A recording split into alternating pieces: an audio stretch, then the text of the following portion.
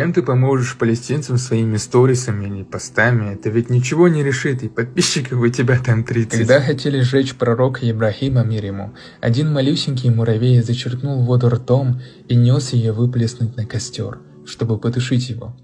Его спросили: «Разве ты надеешься своей водой загасить это пламя?» Муравей ответил: «Нет.